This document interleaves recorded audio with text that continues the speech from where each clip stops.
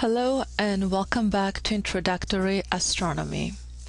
We have now finished the fundamentals and we're ready to start looking at what is around us in the night sky.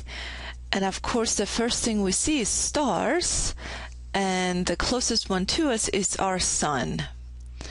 So we're now going to jump to chapter 16. And this reminds me of a very famous Italian proverb that says, "All cannot live on the piazza, but everyone may enjoy the sun." So with that, let's start talking a little bit about our sun.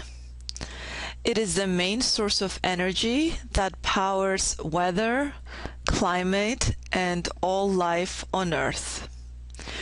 We would simply not exist without the sun. Although we take it for granted each and every day, the sun is extremely important to us in the cosmic scheme of things. This beautiful image right here shows a particularly large solar prominence on the limb of the sun, arising from a powerful active region in 2005.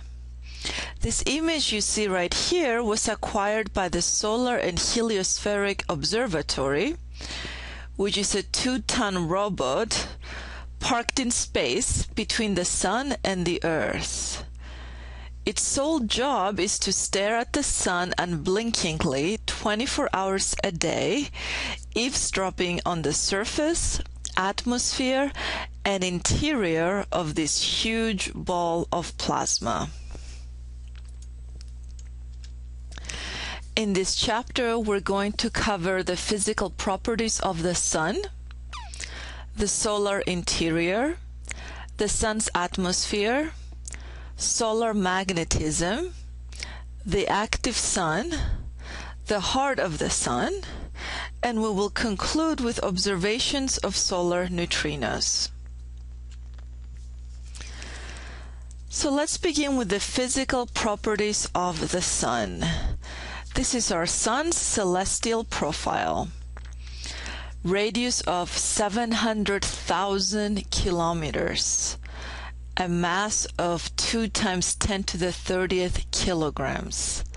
Density, which is a measure of mass per unit volume, is 1,400 kilograms per meters cubed. The rotation of the sun is differential. That means that the sun does not rotate at the same rate all the way through. Because the sun is not a solid ball, but it is made out of plasma, it rotates with different periods at different levels, and that is called differential rotation. The period of this rotation is about a month. The surface temperature of the sun is 5,800 Kelvin. Remember, the units for temperature in science are the kelvins, not the Fahrenheits. The apparent surface of the sun, so not the true surface, the apparent one, the one that we can see, is called the photosphere. So that is the visible surface of the sun.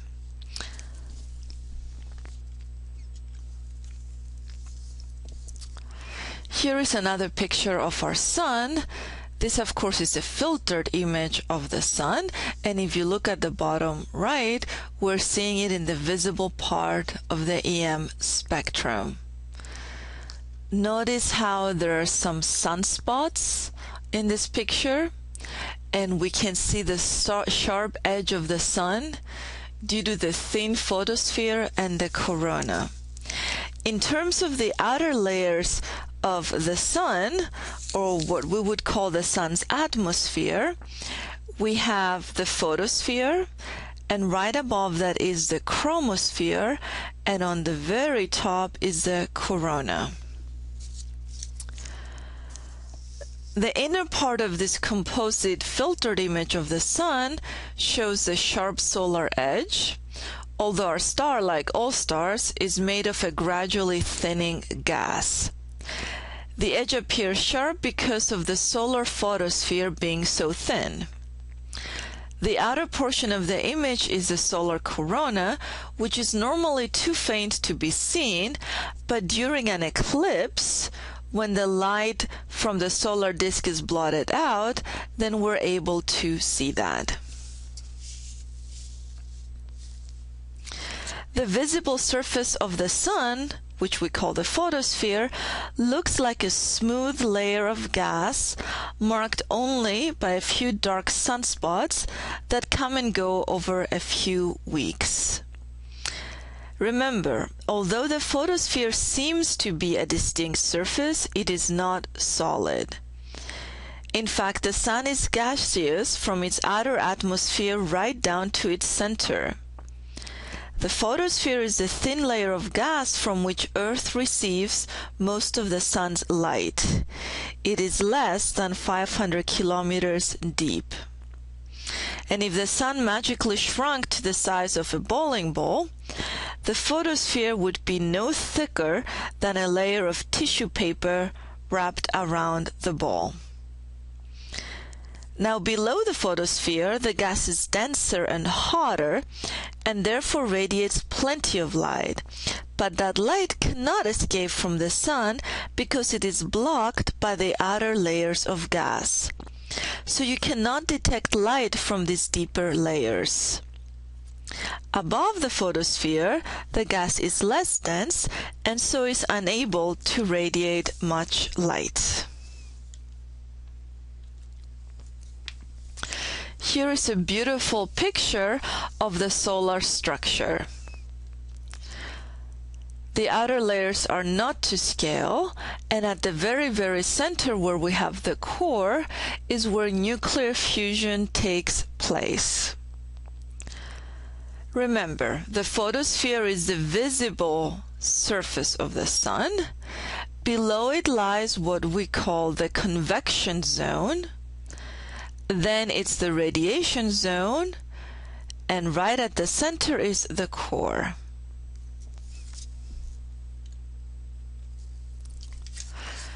Which brings me to luminosity. What is luminosity? Luminosity is defined as the total energy radiated by the sun. And it can be calculated from the fraction of the energy that reaches the surface of our planet. The solar constant is the amount of the sun's energy that reaches the Earth, and it is 1400 watts per meter square. The total luminosity of the sun is about 4 times 10 to the 26 watts. This is the equivalent of 10 billion 1 megaton nuclear bombs per second. So we're talking about a lot of solar energy. This diagram right here illustrates how one can extrapolate from the radiation hitting the Earth to the entire output of the sun. So we can draw an imaginary sphere around the sun so that the sphere's surface passes through the Earth's center. The radius of this imaginary sphere, of course, would be 1 AU. The solar constant is the amount of power striking a 1 square meter detector at Earth's distance, as suggested by the inset in the picture on the bottom right. By multiplying the sphere's surface area by this constant, we can measure the sun's total luminosity, the amount of energy it emits each second. So that's where that number came from.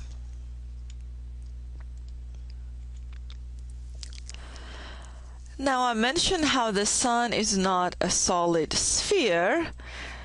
It is actually made out of hot plasma that has differential rotation. In order for this gigantic powerhouse to remain in equilibrium, then we must have the following condition. The gravitational force, which tries to pull everything towards the center of mass, must be balanced by the pressure, which is trying to move everything outwards.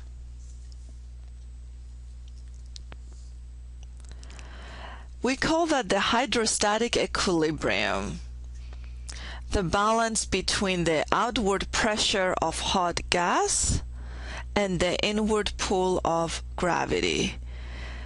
This is true at every point within the star and is what guarantees its stability.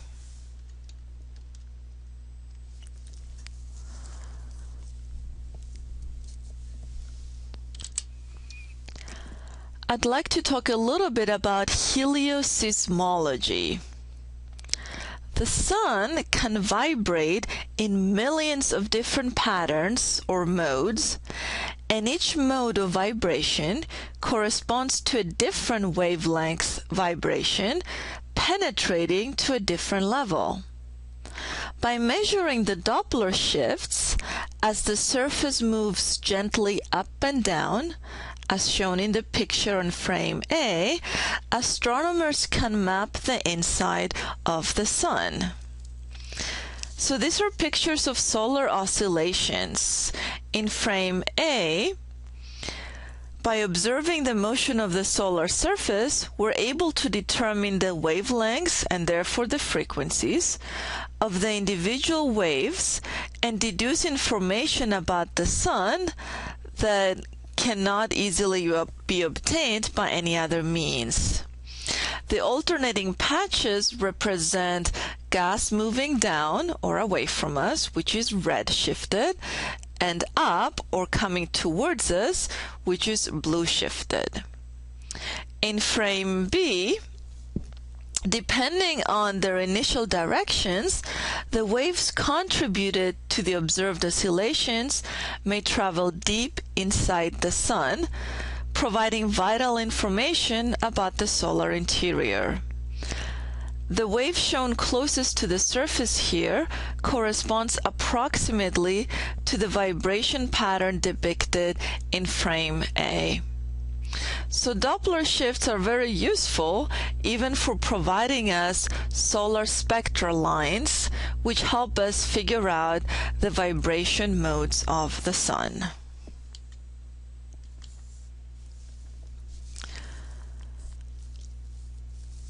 Here is a graph and a picture of the solar interior. In frame A, we have a cross-sectional cut through the middle of the sun. And in frame B, we have density versus distance from the center.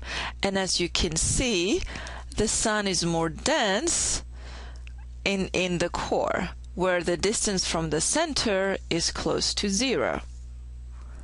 In frame C, we have a graph of temperature versus distance from the center, and we see a similar pattern.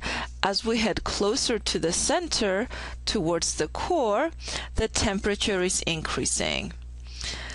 This is what we call the standard solar model.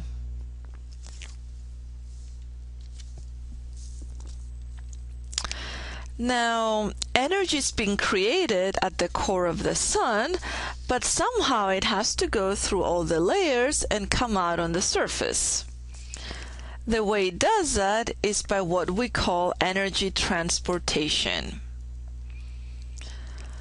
Remember how we talked about the core at the very center, then the radiation zone, and then the convection zone. In this picture, we have the radiation zone coming from the interior, which is relatively transparent, and the cooler convection zone, which is opaque.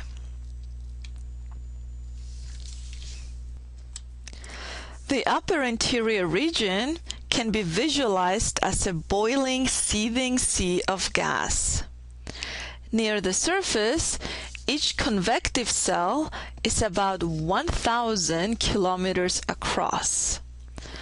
The sizes of the convective cells become progressively larger at greater depths, reaching some 30,000 kilometers in diameter at the base of the convection zone, 200,000 kilometers below the photosphere. Of course, this is a highly simplified diagram. There are many different cell sizes and they're not so neatly arranged, but you get the general idea. The photosphere has a mottled appearance because it is made up of dark-edged regions called granules.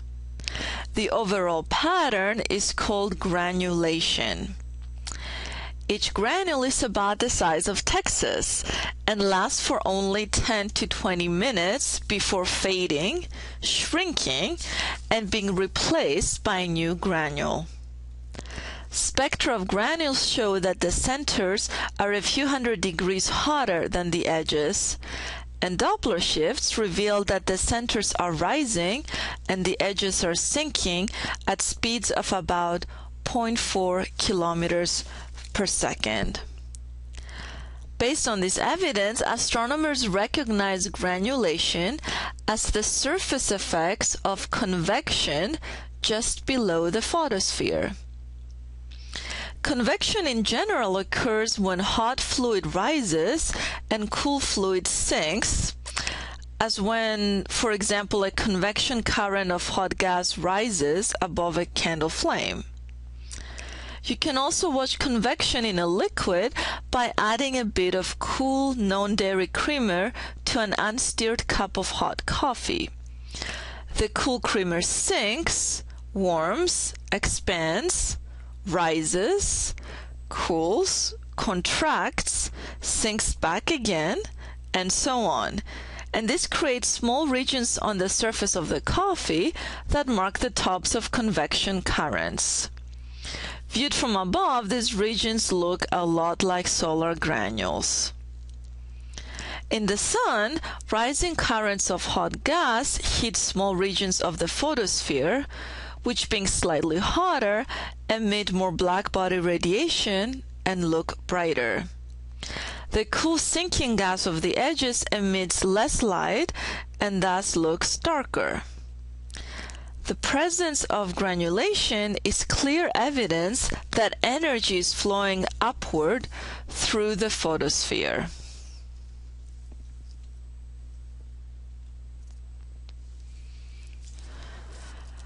SOHO. SOHO is the Solar and Heliospheric Observatory.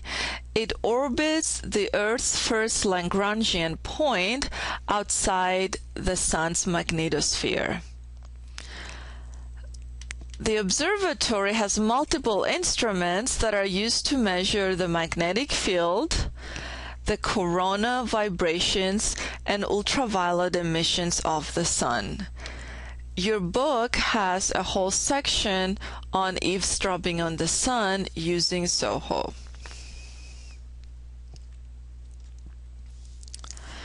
And of course, you remember spectral analysis, which tells us what elements are present, but only in the chromosphere and photosphere of the Sun, only in the outer layers. The spectrum has lines from 67 different elements. It's a detailed visible spectrum of our own Sun.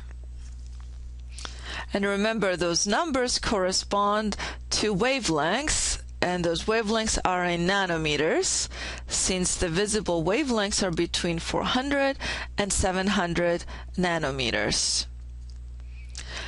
Spectral lines are formed when light is absorbed before escaping from the Sun. This happens when its energy is close to an atomic transition, so it is absorbed. If you don't remember how this works, please review chapter 4. The cooler chromosphere is above the photosphere. Of course, it is difficult to see directly unless the moon covers the photosphere during an eclipse, and then we're able to see the cooler chromosphere. This photograph of a total solar eclipse shows the solar chromosphere a few thousand kilometers above the sun's surface.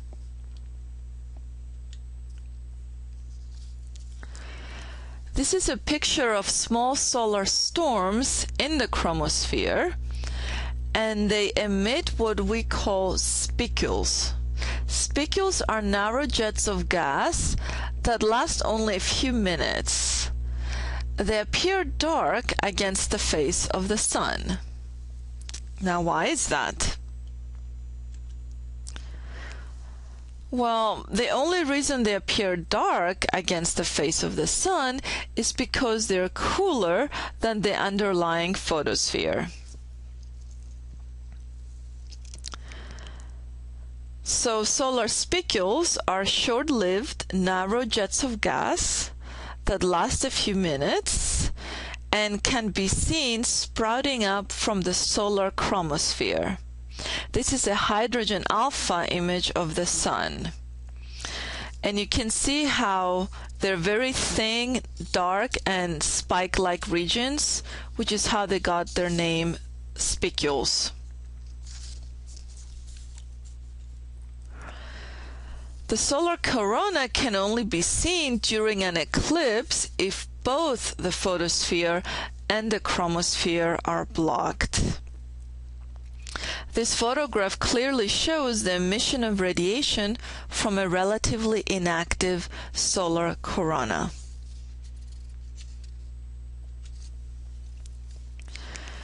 One very interesting thing about the corona is that it is much hotter than the layers below it. If you take a look at the graph right here of temperature versus distance above the photosphere, you see how the temperature is dropping in the beginning from 6,000 down to 4,500, and then it's starting to rise, and during what we call the transition zone, it rises from 4,500 or so Kelvin to more than 1,000,000 Kelvin. So the corona ends up being much hotter than the layers below it. Now this is really bizarre. Think about, for example, if you're sitting next to the fire, a campfire. The closer you sit to the fire, the hotter it gets. If you start to move away from the fire, the cooler it gets. Well, the same thing is happening from the sun. The core is the hottest part, and as you're moving away through the zones, it gets cooler and cooler. But then suddenly, the furthest out you get, which is the corona, the temperature jumps up again. Well, that is very, very bizarre. It's like walking very far away from the fire and suddenly feeling the heat of the fire as if you're standing close to it. So what is going on?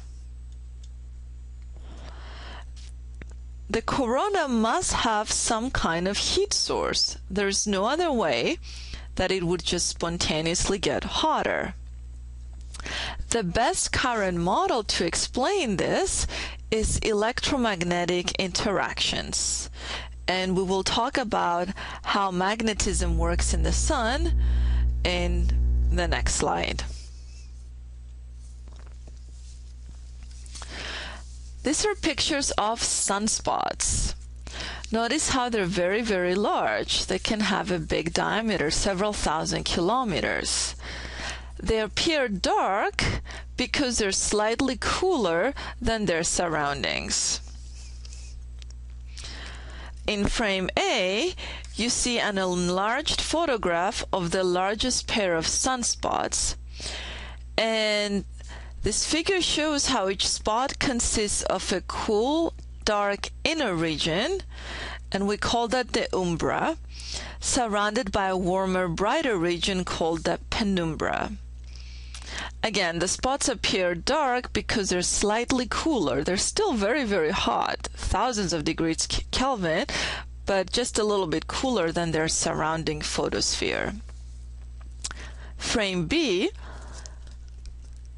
is a high-resolution image of a single typical sunspot, which is about the size of the Earth. This picture shows details of the sunspot structure as well as the surface granules that are surrounding it. And you can see the umbra and the penumbra of the sunspot.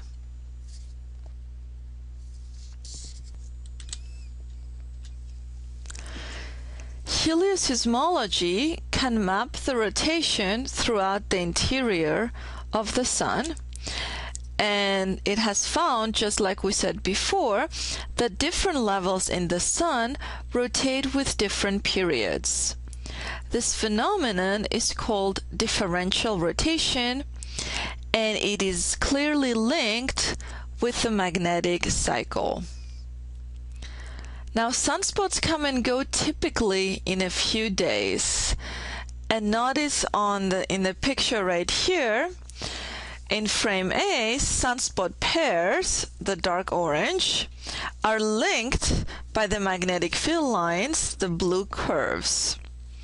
The Sun's magnetic field lines emerge from the surface through one member of a pair and re-enter the Sun through the other member. The leading members of all sunspot pairs in the solar northern hemisphere have the same polarity, labeled north or south, as described in the text. If the magnetic field lines are directed into the Sun in one leading spot, then they're inwardly directed in all other leading spots in that hemisphere. The same is true in the southern hemisphere, except that the polarities are always opposite those in the north. Frame B is a far ultraviolet image taken by the Transition Region and Coronal Explorer, or TRACE, satellite in 1999, and it shows magnetic field lines arcing between two sunspot groups. Note the complex structure of the field lines, which are seen here via the radiation emitted by superheated gas flowing along them. And the resolution here is about 700 kilometers. So we're talking about very, very big disturbances.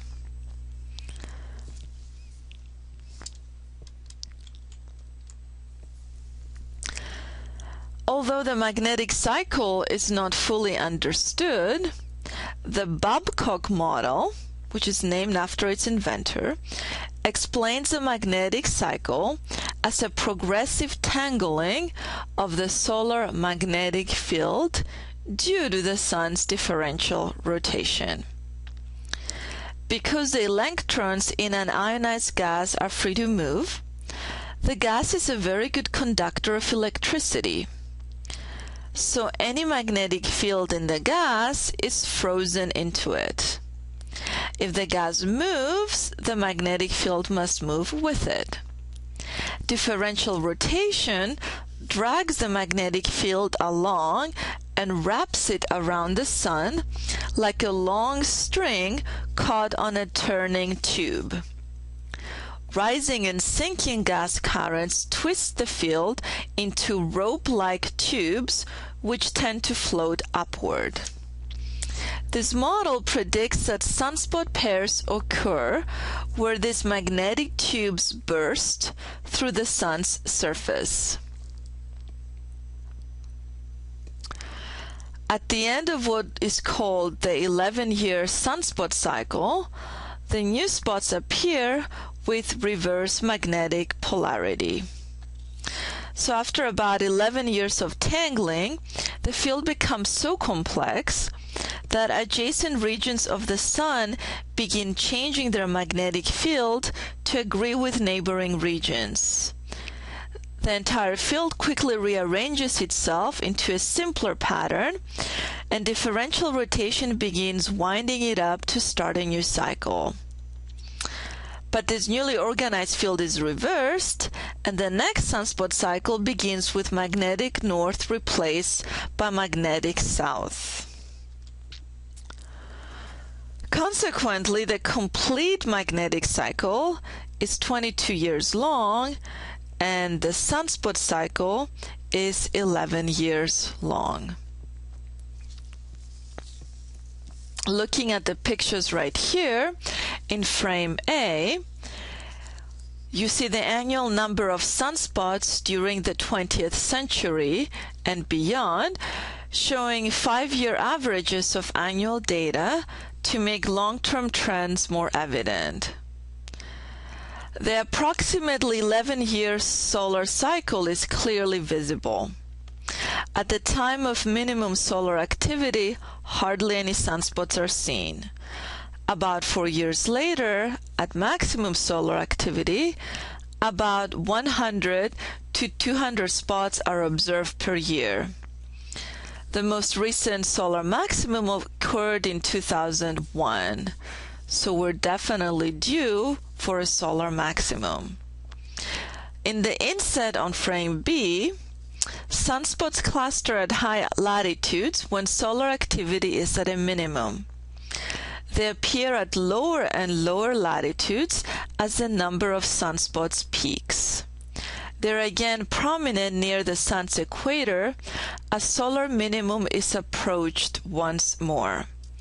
The blue lines in the upper plot indicate how the average sunspot latitude varies over the course of the cycle.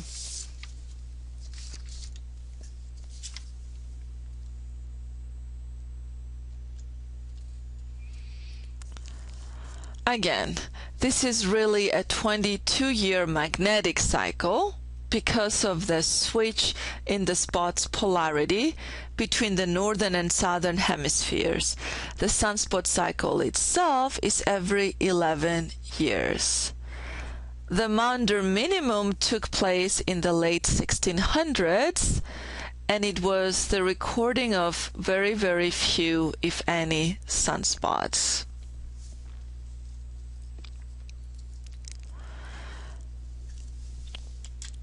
This concludes sections 16.1 through 16.4. With this chapter, we began our journey in the study of stars and stellar evolution. Because our Sun is an average star, it's important to understand its basic characteristics and how it behaves. Because if it behaves like an average star, then by learning about our own Sun, we'd be learning a lot about billions and billions of stars out there. Until next time.